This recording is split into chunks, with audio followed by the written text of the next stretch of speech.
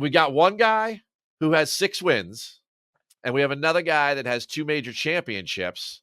At this point, if we draw a line in the sand, like, who do you think's player of the year, Scottie or Xander? I think that there are a couple of different answers. There's, player of the year is one thing, and I think that Scottie is still player of the year.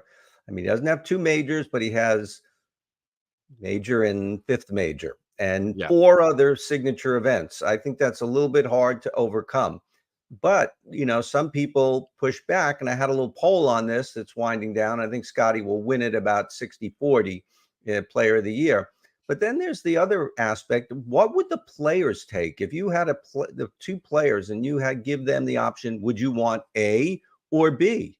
And I think that might be a different answer. I think they might give up all those other wins to get that second major because it's just so, I think it's overstated when we look back at careers about majors won. And if someone has 6 and someone has 5, the guy with 6 had a better career. I don't buy into that, but a lot of people do.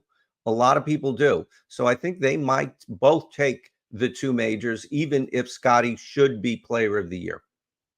Here's my take on it. Those 4 signature wins, to me, I don't give them as much clout because they're limited fields, and most of them didn't involve cuts. So, and if they did involve a cut, it's not a cut that Scottie Scheffler is thinking about. Now, the majors, the 4 biggest events of the year, Xander shot 32 under par. He was the best in all of them. He was the only guy that finished top 10 in all of them, and it's the 4 most coveted tournaments of the year, and they're all a full field. So I do give Xander maybe a slight edge at this point. It's really like splitting hairs. I'm not quite sure about the Olympics, but here's the thing. We're going to get 3 straight weeks of these guys going head to head. And I think that that's ultimately going to determine how this thing goes. And when they get to Atlanta, that's one place I wouldn't want to play against Xander Schauffele, right? He's got 7 trips there. He's got a win. And in the 6 other trips, he's got like 5 top 5s and a top 7.